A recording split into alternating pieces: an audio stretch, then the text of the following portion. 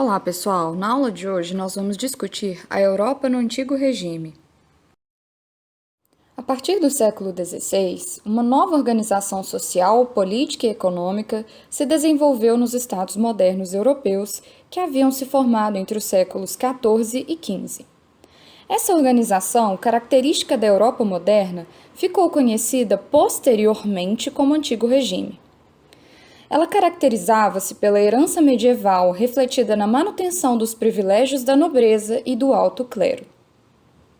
A desigualdade social era algo natural e até reforçada por alguns discursos religiosos que defendiam a predestinação. Logo, cada uma das ordens sociais tinha o seu papel pré-estabelecido. De uma forma geral, havia 3 estados ou estamentos, sendo os privilégios exercidos pelos bem-nascidos, isto é, a nobreza ou alto clero.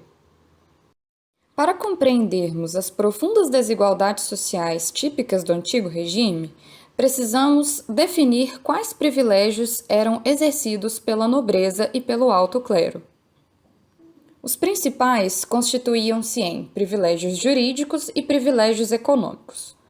Juridicamente, não podemos afirmar que todos eram iguais perante a lei. Por exemplo, se um nobre e um plebeu cometessem o mesmo crime nas mesmas circunstâncias, a punição mais severa seria aplicada ao plebeu e não ao nobre.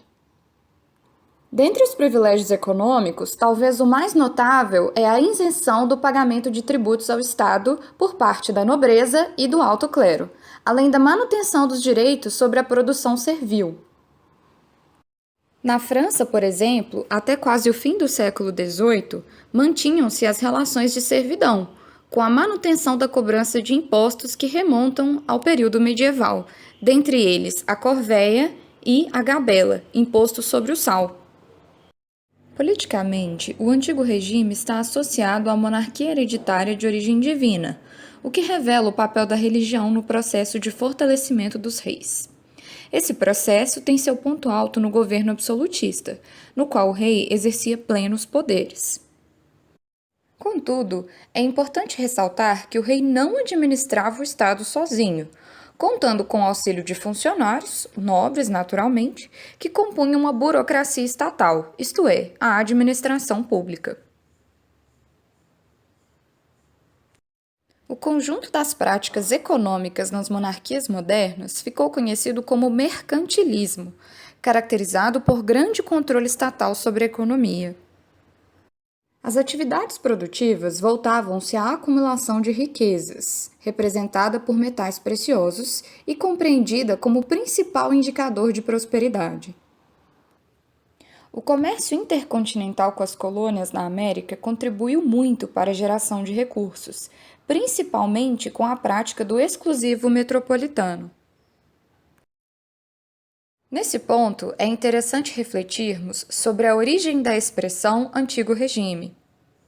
Ela foi utilizada pela primeira vez durante o processo revolucionário francês entre 1789 e 1799. A expressão já representava uma crítica, tanto iluminista como revolucionária, às características de uma sociedade contra a qual os franceses lutavam. Os franceses ansiavam por uma nova sociedade, um novo regime, em contraposição ao velho regime de ordens e privilégios. Sintetizando, nós temos o seguinte: na política, vigorava a monarquia absoluta de origem divina, com a participação política da nobreza alocada na burocracia. Na economia, nós temos práticas ligadas ao mercantilismo, como a acumulação de riquezas, o controle estatal sobre as atividades produtivas e a exploração colonial em regime de exclusivo metropolitano. A sociedade era estamental ou sociedade de ordens, baseada em privilégios de nascimento, o que dividia plebeus e nobres. Havia grande desigualdade social.